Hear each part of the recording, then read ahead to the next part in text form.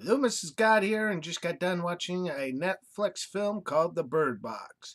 It was based on a novel that came out of the same name.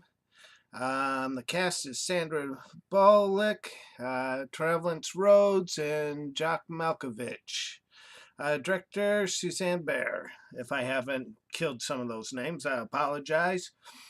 Just got done watching it. Let's give you a kind of the plot. It's 5 years later, and this kind of like spirit thing are invading the world. And if you look into the spirit, you will suddenly have the urge to commit suicide.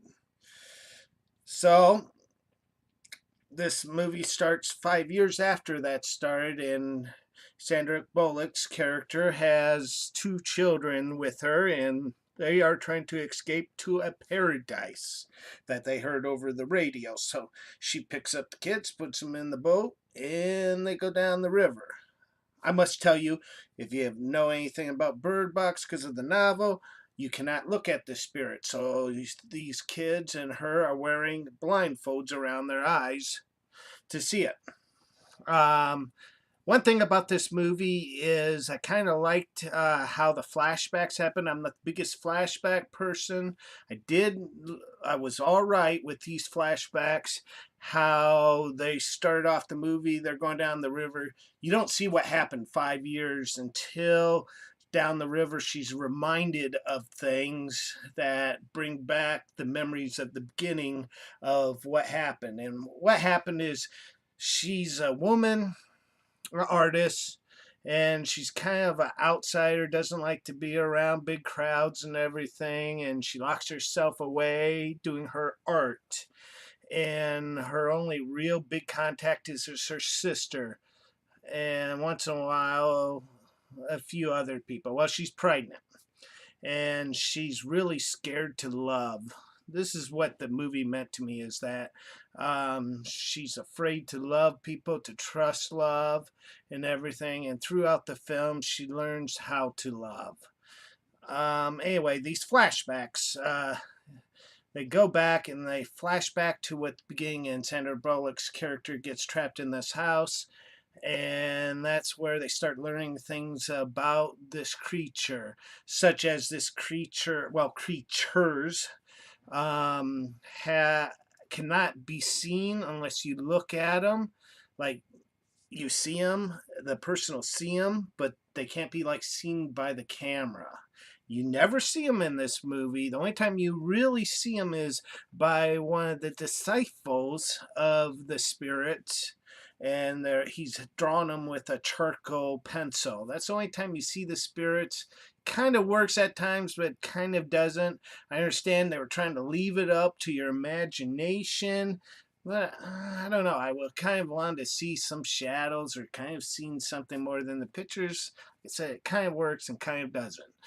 Well, I did like the flashback scenes, like I just said. And one other thing we learned, like I just previously said, is they have their henchmen that work for them, and they are the humans they choose not to kill into madness, that go and try to unfold, take the blindfolds off of people, or some people have created themselves into buildings and put the paper across the windows, or painted them black, and they open up so these people look at the creatures and go commit suicide. Well, not to ruin the story for anyone, but they head to the girl, Sandra Broderick, and the two kids head down to their destination, and it's no surprise, it's a blind school. That's the safe house, and she learns how, what the core of the movie, she learns how to love, because both of the kids are, one of is hers and one she's been taking care of since birth, and I mean literally birth. And she named them boy and girl because she didn't want to trust and love, she didn't want to make a commitment to any of these kids, and she names them after two characters that she meets during the movie. I'm trying to hide some stuff. I did tell you kind of some of the end, but not all of it. I kind of left things out. I'm trying to be as blunt as, or not blunt, but as discreet, just secret for you. So if you decide to watch this movie, my feelings about the director, like I said, I understand what she was trying to do with the not seeing the character, and you'd have bushes shake and everything. We've seen that was back in the times of King Kong, but it kind of worked in a way with this mysterious, with the thought that the humans in the movie can't look at them, they go crazy, so you should be able to look at them because you would go crazy too, and then all the audience that was watching the film would suddenly commit suicide, I guess.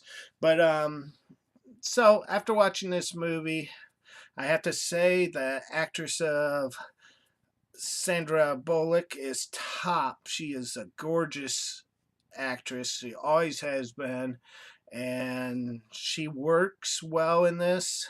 So she kind of saves the film for me because I think she does an excellent job in it. But it kind of seemed like other parts of the movie just didn't tie well, except for the flashback. I enjoyed the film. It was better than an average film. You know, I base all my ratings now from a scale of 1 to 10, 5 being a half score, like it's okay, it's bad.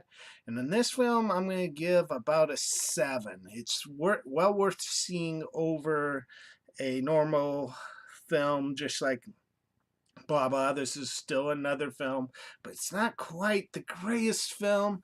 Not quite a 8, 9, or 10, but it's about a 7. It feels fine to call it 7. Like I said, because of Sandra Bullock's. I like the idea of the story, which I know was based on a novel I haven't read.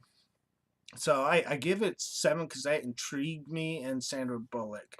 If you liked this review of what I thought of this film, hit the like and subscribe to Loomisgod on YouTube. Thank you.